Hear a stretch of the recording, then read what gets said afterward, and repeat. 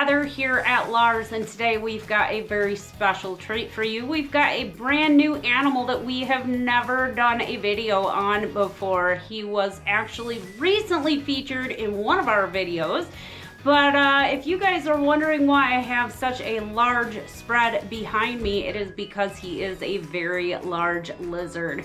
You guys are definitely going to want to stay tuned for this, and remember to hit that subscribe button.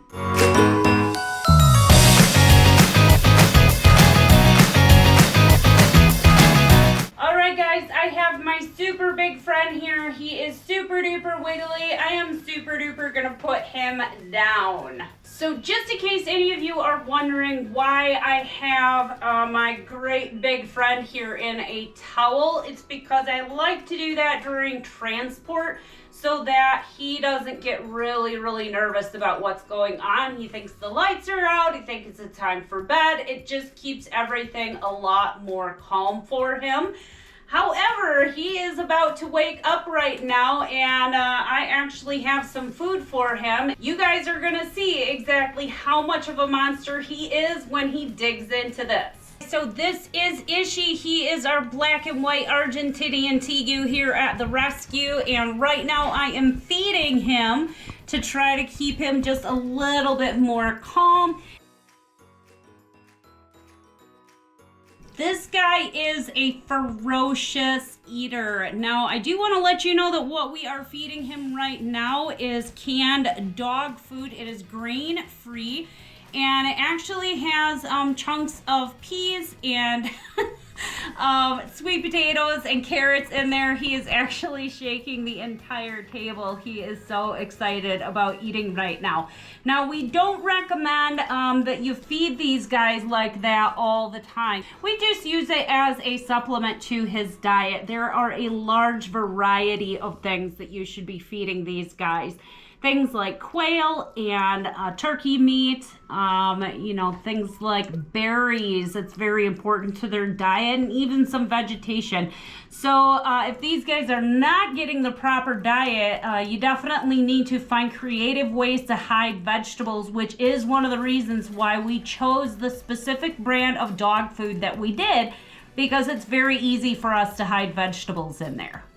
So while Ishy is eating here, I want to show you guys Ishy's gigantic body. Don't worry, I actually have a hand right here, so I'm making sure that he does not fall. But you guys can tell he is a very big boy. Yeah, is that good? I don't think it's ever been quiet enough before for me to actually hear you gulping food down.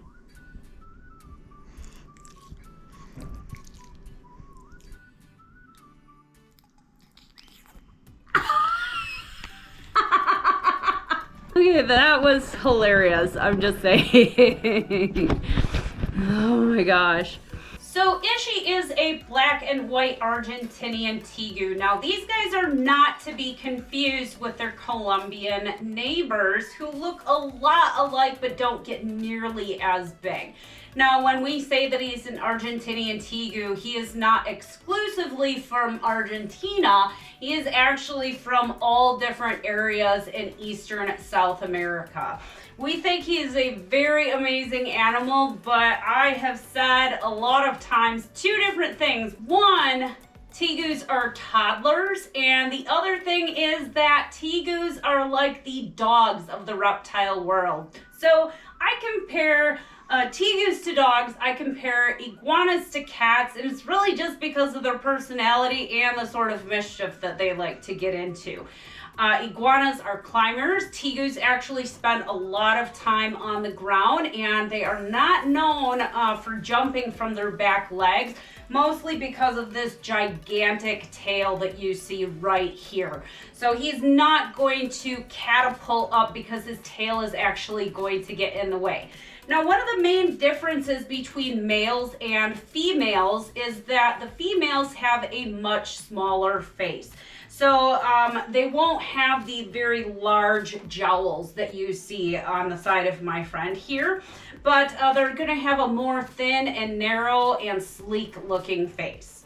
Now, if you guys actually can't see it with Ishy's tongue, he is literally lapping up the rest of this food.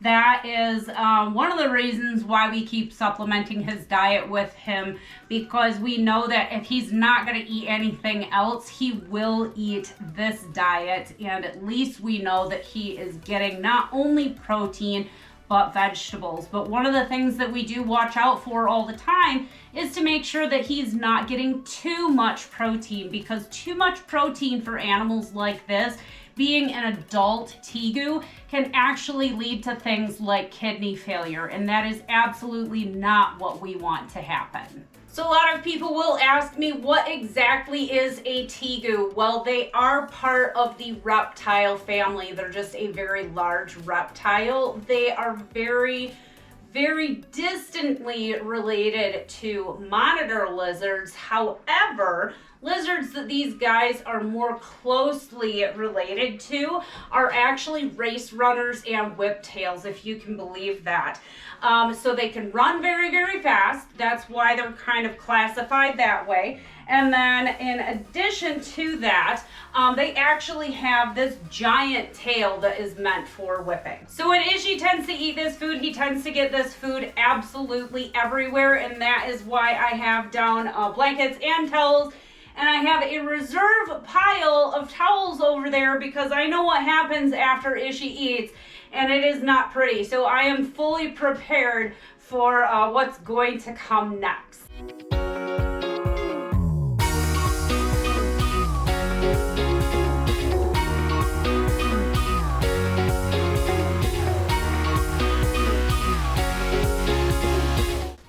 Come here, buddy. Oh, duh. Oh, excuse you. Black and white Argentinian Tegus, just like Ishy, are very known for their high amount of intelligence. So these guys can come when they're called. Ishy comes when we call his name.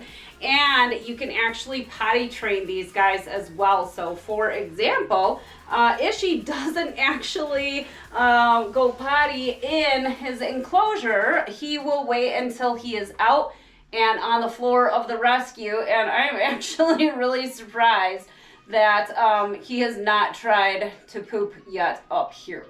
Now, the life expectancy of these guys in captivity is actually about 15 years. Part of that is due to their size. Part of that is due to people not realizing exactly what it takes to feed these guys and what type of diet should be fed. And, you know, when they're in captivity, they're not out in the wild, so they're not running and they're not getting the kind of exercise that they would be getting in the wild. So, you know, it's very easy for these guys to become obese. Like a lot of other large lizard species in the world, black and white Argentinian Tegu males actually get quite a bit bigger than the females. So the females tend to top off around that 3 foot length. The males typically top off 3 to 4 feet, but do have the potential of 4.5 to 5 feet. Typically when I'm handling Ishy, if I want to pick Ishy up and have him facing away from me, I will grab him right underneath of his whole front legs. I will cradle his back leg against my stomach, and then I will hang onto the back of his tail. Now, part of the reason for doing this, because even though black and white Argentinian Tegus can't jump with those back legs, they are still very powerful. And even though their nails aren't really sharp, they still can do some damage. Now, if you're thinking about getting one of these very large reptiles, be prepared for a very large enclosure. Now, at the rescue, we don't quite have the space that we would like to have. So we have Ishy in a smaller enclosure, but he gets daily exercise. I have him out so that he can wander around and get plenty of time to explore his environment. If you're keeping these guys in your home though, you're gonna wanna have an enclosure that is a minimum of 6 feet long and 3 feet deep and 2 feet tall. So the reason for being so tall, obviously, is so that they're not going to be able to escape out of there. And then the other thing is because these are ground-dwelling animals, you just want to give them the biggest space that you can so that they can move around. Thank you guys so much for watching this week's video. And if you ever have any questions about any birds or reptiles, definitely feel free to reach out to us either via Facebook or by email. And I hope you guys have a wonderful day.